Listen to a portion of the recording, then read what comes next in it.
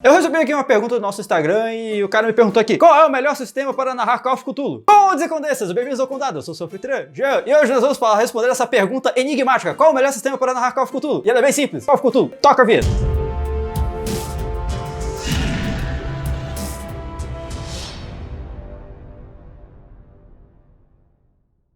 E nós vamos falar de Call of Cthulhu 7ª edição. Call of Cthulhu é um RPG feito para você narrar coisas do tipo Call of Cthulhu, histórias Lovecraftianas de horror cósmico com tentáculos e horrores sobrenaturais ancestrais. E é basicamente isso. Call of Cthulhu é um sistema bem peculiar, porque ele utiliza basicamente... Você pode usar alguns D6, alguns D8, alguns dados que você tiver em casa, mas ele basicamente só utiliza para a maioria dos seus rolagens um D100. Sim, não é um D12, não é um D6, não é 3D12, não é 3D6, é um D100. E todas as coisas na sua ficha é dado em porcentagem. Então, você rola, você verifica a porcentagem de ser bem sucedido. Se deu, deu. Se não deu, falhou. E é isso. E se tirar 100, é falha crítica. Em nível de complexidade, Call of Cthulhu, ele tem uma coisa que é bem engraçada. Ele é muito simples para o jogador, mas ele é meio complicado para o mestre. Porque, no caso, o jogador, ele tem um certo trabalho para montar a ficha dele e depois ele nunca mais tem trabalho nenhum na vida dele. Porque a única coisa de trabalho que ele vai tendo durante toda a investigação de Call of Cthulhu é só olhar para a ficha dele para saber se ele passa ou não. Enquanto o mestre, ele tá desgraçado porque algumas regras de Call of Cthulhu são um pouco complexas e ele vai ter que basicamente dominar elas e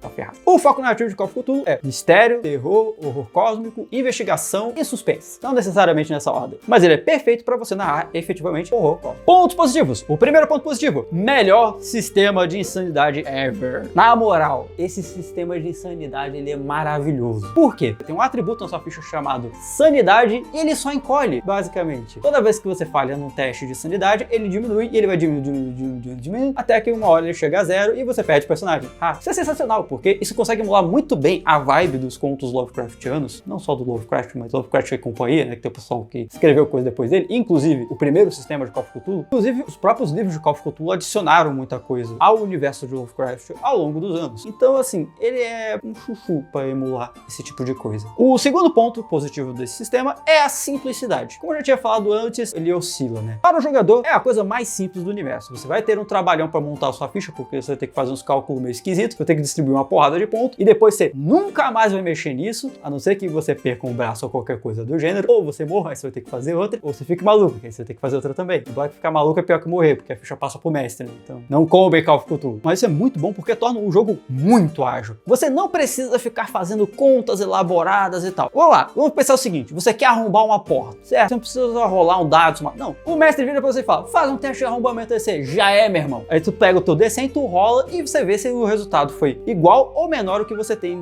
da perícia na sua ficha. Se foi menor ou igual, você passou no teste e você fez. E é só isso. Você nunca pergunta pro mestre qual é a dificuldade e tal. Ele só pede pra você rolar e você confere na ficha. Supimpa, maravilhoso, ágil e rápido. Você nem precisa perguntar pra ele se você passou. Se você olhar na sua ficha, você já sabe se você passou ou não. O mestre vai querer saber se você passou ou não. É você que responde pra ele se você passa ou não. Uma outra coisa também é que, tipo, os pontos de sorte que o personagem tem, um up na agência do jogador, porque ele tem um certo controle da narrativa. Se ele precisa muito passar no teste, ele pode usar os pontos de sorte dele pra poder se safar de uma situação ruim. Isso também permite que você tenha uma forma mais ou menos justa e uma métrica para que o mestre possa decidir quando ele vai fazer coisas aleatórias e na cabeça de quem que o piano vai cair, certo? E o terceiro ponto, e talvez o mais comentado, e esse é inegável, é que ele é o RPG mais fidedigno à obra de HP Lovecraft. Tem quem diga aí que Fate é melhor para fazer isso, porque Fate é o melhor sistema da história. Vocês sabem que a gente aqui no canal e no Instagram e nós do Condado acreditamos que geralmente um sistema específico ele vai sempre ser melhor que o sistema genérico, porque ele tem formas próprias de emular esse tipo de coisa.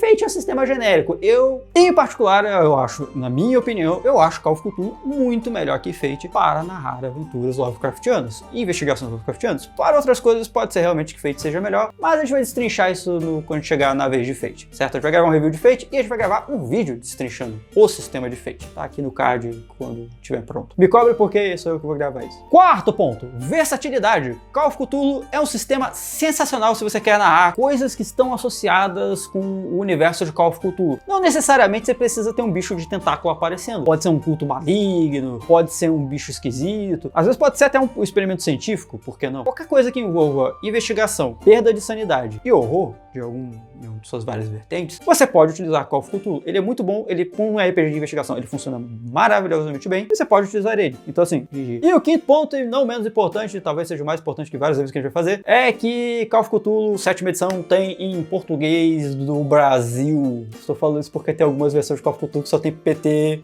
né? Você vai ver os gajos chamando o Cthulhu. E agora eu vou falar de pontos negativos. O primeiro, já vamos logo de cara, é que da mesma forma como ele é simples para o jogador, ele dá muito peso pro mestre. Porque, em particular, a parte de combate e a parte de perseguição tem muitas submecânicas que poderiam ter sido mais simplificadas na 7ª edição e a oportunidade foi perdida. Por que isso é um problema? É porque, no caso, os jogadores não precisam saber essas mecânicas para montar a ficha. Isso não necessariamente é parte fundamental do jogo que vai sempre acontecer. Então não tem necessidade do jogador perder, tipo, um dia inteiro tentando entender as regras, todas as regras de combate, quando sim, ele só vai puxar a arma e vai dar um tiro no cara, ou ele vai sair correndo. São as duas coisas que acontecem no combate de Call of Cthulhu quando tem humanos envolvidos. Mas, geralmente, saiu correndo. Assim, Call of Cthulhu mata, tudo mata. Se tu pisar num prego, tu morre de tétano. Não é D&D, mano. Se o cara puxar uma arma, você sai correndo, que nem na vida real. Não enfrenta ele, não faz isso. Mas o acúmulo de regras, tanto da parte de perseguição quanto da parte de combate e algumas outras submecânicas que estão embutidas dentro de, por exemplo, de alguns monstros, elas causam um problema porque aumenta muito a carga de preparação que o mestre tem que ter e aumenta também muito o peso que o mestre tem na história. E aí acaba que ele não tem tanto liberdade assim para poder fazer algumas coisas específicas e tal. Então, por exemplo, a parte de horror fica um pouquinho aguada pro mestre em particular, ou é um pouquinho mais difícil quando envolve combate. Quando é combate, tá? Porque combate envolve que as duas partes, uma tá batendo e a outra tá revidando, né? Quando uma só bate, não é combate. O nome disso é massacre. A não ser que ele domine muito bem o sistema e já tenha alguma experiência em narrar horror desse tipo, a parte de horror, que é o que interessa ali, vai ficar um pouquinho aguada, porque ele vai ter que, tipo, dividir a atenção dele entre a narrativa e a mecânica. E quando você tem que ficar dividindo a atenção entre essas duas coisas, principalmente quando você é um mestre, fica um pouquinho capenga. A tendência, né? Tipo, tem gente que consegue equilibrar as duas coisas. Eu não sou exatamente uma delas, por isso eu estou dando a advertência. O segundo ponto negativo é que muitos dos melhores materiais de Call of Cthulhu nunca foram traduzidos. Call of Cthulhu é um sistema que tem 30 anos de idade. Quase 40, acho. Boa parte dos materiais tem mais de 20, 30 anos assim. Pra vocês terem uma ideia, Call of Cthulhu, em sua primeira edição, ele é um pouquinho mais novo que D&D, que é o primeiro RPG de todos. Então, se D&D for o primeiro, o Call of Cthulhu é praticamente o segundo grande RPG. Então, assim, tem muito material que foi publicado ao longo das décadas. E, ao contrário de D&D, Call of Cthulhu não sofreu mudanças brutais e drásticas na estrutura de como seu sistema funciona. Então, é muito fácil de se adaptar materiais, por exemplo, estatísticas de monstros, magias e até mesmo estruturas de aventuras inteiras, assim, que tipo, você pode só você sentar, imprimir a aventura, recortar as folhinhas de jornal e dar pro jogador depois, assim. Então nós, pequenos seres brasileiros, quando não temos muita oportunidade de ter acesso ao suprassumo do que o cenário oferece, principalmente porque algumas das melhores aventuras e campanhas de Call of Cthulhu são bem antigas, porque algumas são baseadas em livros, outras são materiais de produção própria, como Máscaras de Nyarlathotep, que ainda não viram a tradução no Brasil. Talvez Máscaras ganhe uma tradução pela editora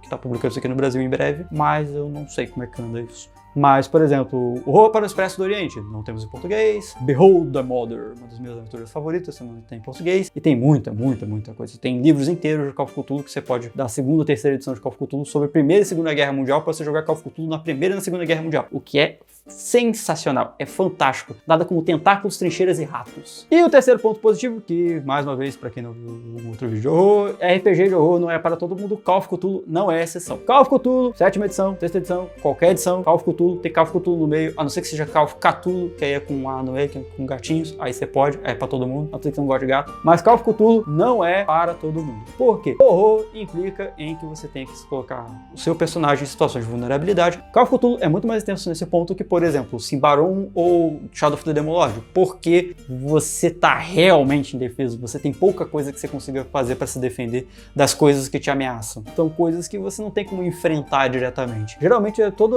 a ação se dá em volta de uma de uma investigação, de você juntar pistas para resolver o mistério, e resolvendo o mistério você meio que consegue talvez se livrar temporariamente da ameaça. Um dia ela volta e se você der sorte ela volta depois que você morreu, de velho de preferência. E lembrando também que assim, jogos tipo D&D, você vai numa curva ascendente de poder, em direção aos níveis épicos que você vai ficar fodão, não é o caso do Call of Cthulhu, porque em Call of Cthulhu é o contrário, você começa aqui e você vai caindo, né? Seu personagem vai ficando cada vez mais fraco e indefeso. Você sacrifica o seu personagem para avançar a história, porque é basicamente isso que é um conto de horror cósmico de HP Lovecraft, e é isso que o sistema e o cenário tentam emular. E essa é a essência do horror cósmico per se. A questão é que nem todo mundo vai curtir essa viagem, certo? Vai ter gente que vai se incomodar, de se sentir vulnerável, tem gente que não gosta de sentir medo, tem gente que gosta de ter porrada, inclusive eu conheço pessoas que acham que RPG necessariamente tem que envolver porradaria desenfreada, quando na real você, tipo, no Call of Cthulhu você é um humano normal que tem os parafusos soltos pra ficar correndo atrás de bicho com tentáculo, certo? E aí você descobre que o mundo vai acabar e talvez ele não acabe.